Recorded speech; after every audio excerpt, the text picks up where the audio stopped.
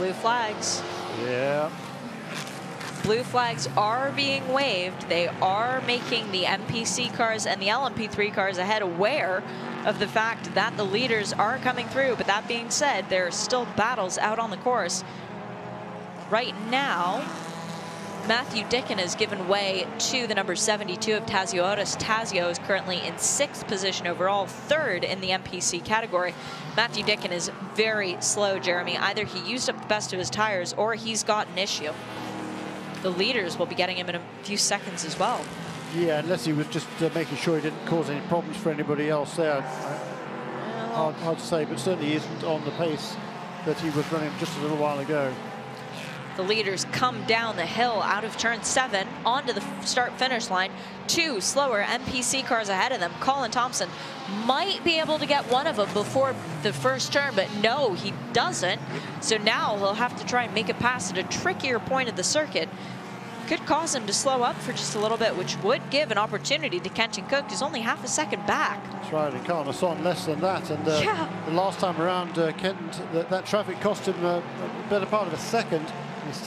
He's still got a whole bunch of cars in front of him as well now as he heads towards the the uphill.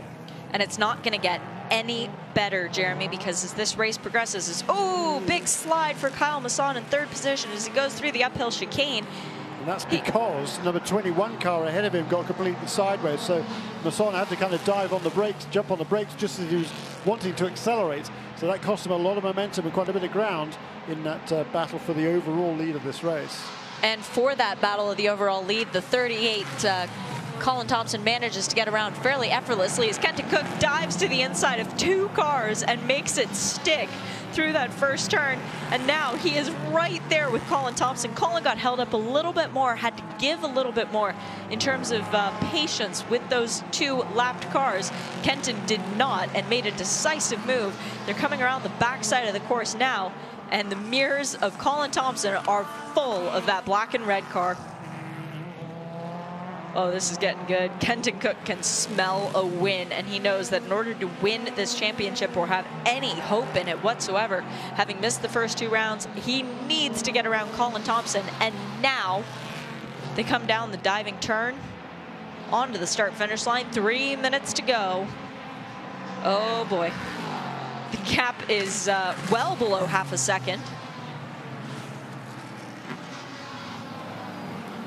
All right, so how much more traffic do they have ahead of them, Jeremy? I don't think they've got anybody. No. So Colin Thompson leads Kenton Cook. Then is our MPC leader, Kyle Masson, who's got 22 seconds over the next in class, which is Chris Wright. Robbie Foley rounds out the top 10, so car numbers 14, 8, 18, 7, and 17. Those are your top 5. Colin Thompson has done a very smart race today. He's not jeopardized the car, and he's driven to exactly the limit that he has needed.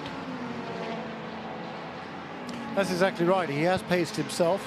He hasn't taken any undue risks as far as he's concerned, and is hanging on to that lead now with just 2 minutes remaining. So probably just 3 laps to go, and we might get 50 laps in here. Kind of cool. That would be lovely if it's a beautiful 50-lap race. It's nice and even.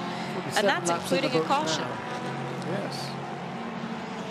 Alrighty, so a little bit of traffic up ahead, actually. 2 cars. I saw the LMP3 machine of Naz Hussein in the number 3. I did see that one up ahead of our leaders, as well as Paul Fix. So those are 2 drivers who should be aware and watching their mirrors, but that's what Colin Thompson is praying for right now. They come out of the final turn one more time. White flag is not yet being displayed. The blue flag is, though, and Paul Fix very smartly moves over, giving room to the battling pair. Gosh, Kenton Cook gets so close as Colin Thompson runs a little bit wide out of turn 2, giving Kenton a moment, but he backed out of it just a little bit, deciding not to crash both cars. But Kenton Cook, man, he is feeling the blood in the water. He knows that there is an opportunity for a win here, but time is running out for Kenton Cook in the number 8. There is a standing yellow flag at turn 1, Jeremy. Now it's been retracted, so that would be maybe somebody running a little bit wide. Will not be an issue for the leaders as they come under the bridge.